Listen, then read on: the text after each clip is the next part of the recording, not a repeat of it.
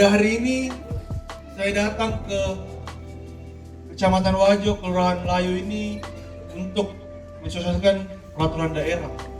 Peraturan daerah di mana yang sudah dibuat oleh gubernur dan juga anggota dewan. Tapi pada saat perda yang dibuat, saya belum menjadi anggota DPR. Perda ini perda nomor 2 tahun 2012 tentang penanggulangan kemiskinan. Perda ini sangat baik, sangat bagus.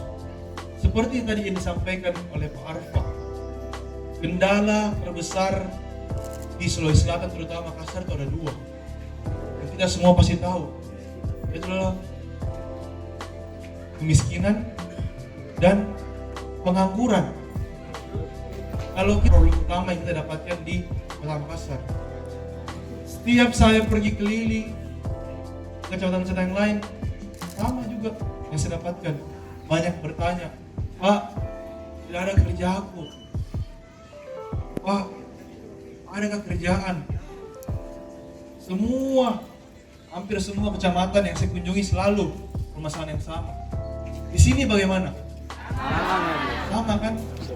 Maka dari itu adanya perda ini untuk membantu mendukung masyarakat di mana masyarakat yang dibilang bahwa miskin. Yang mana miskin? Apa maksud dari miskin?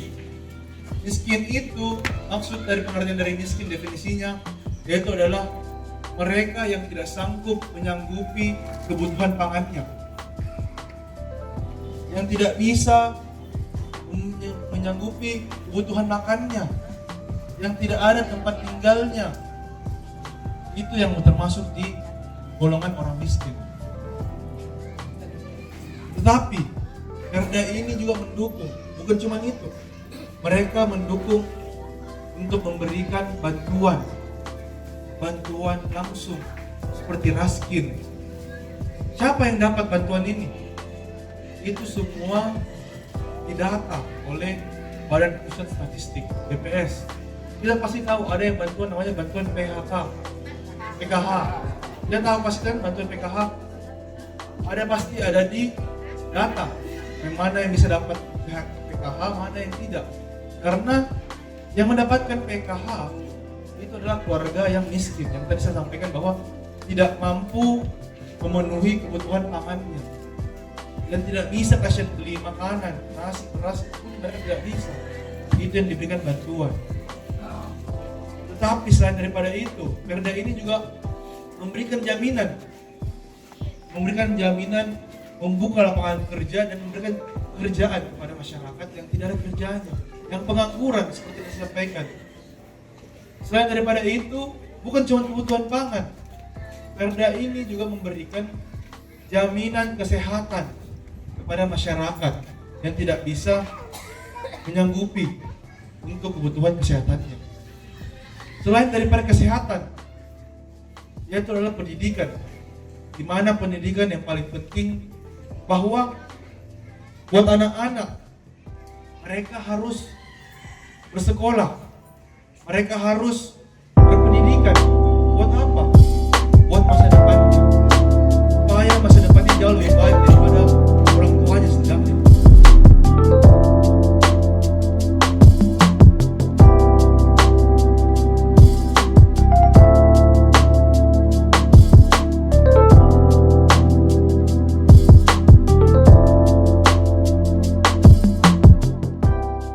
Dan hanya sekedar mengingatkan Pak masalah BPJS.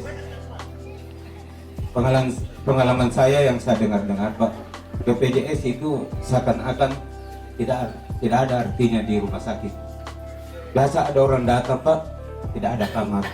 Mereka ada haknya untuk kelas 3. Bahkan ada rumah sakit yang menolak hanya untuk kelas 1 dan kelas 2. Masalah PKH Pak, masalah PKH. Kebetulan Bapak tadi menyinggung masalah ada hukum. Jadi kalau bisa ada tim hukum dari pemerintah yang betul-betul melaksanakan ke lokasi langsung, supaya betul-betul keadilan ini di Indonesia bisa kita tegakkan. Terima kasih.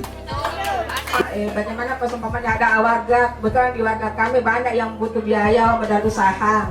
Sementara modal usahanya kurang, jadi untuk mengembangkan lebih lanjut lagi apakah ada bantuan modal usaha. Terus yang kedua Pak, masalah permintaannya warga itu masalah yang pernah saya minta dulu macam kursi dan tenda. Bagaimana kalau umpamanya ada warga yang ceritanya kayak berkabung, ada acara sewa lagi, sementara dia kurang mampu ya. Bagaimana, mengapa anak SMP, SMA, SMK, SD digratiskan, sementara anak mahasiswa tidak digratiskan, sementara orang tua, mahasiswa ada juga yang miskin, tetapi tidak bisa kuliah karena tidak bisa menebus biaya pendidikan kuliahnya. Tapi mereka cerdas mau kuliah. Sekiranya Pak Andre bisa membantu orang-orang yang miskin, pendidikan di kampus digratiskan secara keseluruhan. Memang itu dalam beberapa hari yang lalu itu MA memang sudah mengetok palu untuk membatalkan kenaikan BPJS. Tapi sampai sekarang itu belum ada eksekusi karena masih tetap harga yang dinaikkan. Nah itu mungkin jadi pertanyaan saya, mungkin bisa diwakilkan atau bagaimana. Pertanyaan kedua saya mengenai PKH. Itu PKH kan banyak juga warga yang betul-betul harus dapat tapi tidak dapat. Iya, tidak tepat sasaran. Karena bagaimana? Data-data statistik itu yang dari dinas-dinas, dinas sosial, BPS, itu mereka memakai data lama. Sementara kalau data-data lama yang dipakai kan ada biasa warga memang tahun lalu tidak mampu, tapi beberapa tahun kemudian mereka mampu, tapi mereka tetap dapat PKH. Nah itu mungkin bisa ditindaklanjuti di dinas-dinas. Nah yang ketiga pertanyaan saya mengenai sonasi anak-anak SMA, sistem sonasi, sistem wilayah. Nah itu juga banyak jadi masalah karena banyak anak-anak SMA yang terpaksa keluar sekolah dari kecamatan mereka, artinya jauh dari tempat tinggal mereka karena mereka memakai sistem sonasi. Sementara kalau sonasi misalnya di kecamatan Wajo mau dikasih masuk di SMA mana kan tidak ada. Jadi artinya mereka jauh lagi memilih SMA. Nah itu mungkin juga bisa jadi masukan buat Pak Dewang untuk dikoordinasikan nanti di DPR. Pendidikan gratis di universitas kampus yang menjadi masalah karena seperti yang tadi disampaikan bahwa yang menjadi kebijakan dari pemerintah provinsi hanya sampai dengan tingkat SMA. Yang menjadi kewenangan di universitas itu di pusat. Jadi sehingga bila mana mau digratiskan semua tidak akan mampu masuk di APBD Provinsi Sulawesi Selatan. Karena kalau masuk semua ke sana berarti kebutuhan tak yang lain tidak terpenuhi. Mulai dari bantuan PKH, dari infrastruktur, kesehatan tidak akan mampu. Tapi ada kuota yang disiapkan. Ada memang beberapa kuota untuk beberapa universitas disiapkan kuota pendidikan di universitas gratis dari Pemprov. Ada kuotanya, tapi tidak banyak karena kalau mau semua disanggupi, digratiskan semua, tidak sanggup APBD kita untuk mencukupi konsultasi gratis itu. Tapi yang perlu kita syukuri bahwa sampai dengan SMA itu sudah gratis, itu sudah salah satu hal yang sangat bagus. Bayangkan Ibu, dari SD, SMP, SMA gratis. Berapa tahun itu gratis? Belum lagi kalau tinggal kelas, tapi untuk sekarang tidak ada nih. Untuk tidak ada nih. Selangsung nih, berlanjutan. Itu sudah salah satu kesyukuran. Tapi saya kesimpulan bahwa ada kuota yang disiapkan untuk universitas digratiskan. Ada beberapa kuota yang disiapkan. Nah berikutnya mengenai bantuan usaha. Bantuan usaha itu ada KUR namanya, kredit usaha rakyat. Itu yang bisa diberikan bantuan kepada masyarakat. Selain daripada itu, ada juga sebenarnya satu perda. Ada perda yang lain mengenai UKM dan koperasi, di mana Perda ini mensupport, membantu masyarakat yang memiliki usaha ataupun koperasi. Bagaimana mensupportnya? Mereka diberikan pelatihan, setelah pelatihan diberikan bimbingan, dan yang mereka diberikan bantuan. Ada bantuannya di Perda itu, tapi ada beberapa persyaratan. Hampir samalah seperti KUR mungkin persyaratannya. Mulai dari unit usahanya, legalisasinya harus jelas, sampai struktur organisasinya, berapa lama usahanya berjalan, itu sudah berjalan, ada perdanya. Dan itu bantuan dari Dinas Koperasi dan UKM. Itu ada bantuannya, bantuan modal usaha, bantuan langsung, bantuan hibah.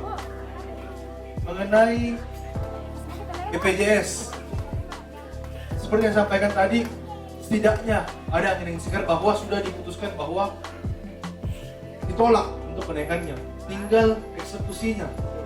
Kita tinggal berdoa bagaimana secepatnya eksekusi ini berjalan. Kalau sudah ada putusan dari MA, itu sudah putusan yang paling inkrah, tidak bisa lagi digugat, tidak ada lagi digugat. Maka dari itu kita berdoa saja semoga secepatnya bisa berjalan, bahwa kenaikan itu tidak jadi berjalan. Terus yang terakhir mengenai PKH. PKH ada juga perdanya, bahwa bagi siapa yang menerima bantuan itu dan tidak layak, bahwa dia sudah bukan lagi yang sudah mampu tapi menerima PKH itu, dikenakan pidana. Benar Pak, ada perdanya. Jadi bagi siapa yang menerima bantuan PKH tetapi mereka sudah mampu, itu dikenakan pidana. Maka dari itu, bila mana ada masyarakat yang menerima PKH dan mereka sudah mampu, hati-hati dengan kalian, karena itu ada perdanya, ada peraturannya bahwa bagi siapa yang menerima bahwa dia sudah mampu, itu ada sanksi. Dan mungkin ini makanya Perda itu ada kegiatan sosialisasi Perda, karena ini sangat membantu buat masyarakat mengetahui bahwa ada Perda seperti ini. Kalau ada Perda seperti ini, kita bisa mengingatkan, saling mengingatkan. Kita sudah mampu, jangan diterima. Kasih nih kamu masyarakat yang belum mampu. Itu gunanya lah sosialisasi Perda seperti ini, untuk mengingatkan masyarakat bahwa ini adalah peraturan di mana kita saling mengingatkan kepada masyarakat, kepada tukang data, bahwa ini ada peraturan begini, jangan begitu, untuk mengurangi seperti Perda ini, mengurangi kemiskinan. Jangan jika kita sudah mampu, kita mau mengambil yang bukan hak. Berikan cepat tahu kepada yang memang membutuhkan, buat mereka yang belum mampu. Kalau kita dikasih, kita kasihkan kepada yang kurang mampu. Jangan kita ambil juga, simpan juga. Tambahin, jangan kita tambahin. Kasih saya itu sudah bagus. Kalau mau tambah ya boleh. Dan yang terakhir mengenai sonasi, seperti yang disampaikan bahwa sonasi ini memang sudah dihapuskan di kementerian. Tinggal bagaimana kita menyampaikan, nanti saya akan sampaikan kepada dinas pendidikan mengenai tindak lanjut mengenai sonasi ini, supaya bagaimana ditinjau ulang mengenai sistem sonasi, karena memang memberatkan. Banyak yang komplain, banyak yang menyampaikan bahwa sistem sonasi ini sangat menyusahkan. Biasa ada yang tinggal berapa meter sekolahnya, tetapi terlempar jauh karena sistem sonasi.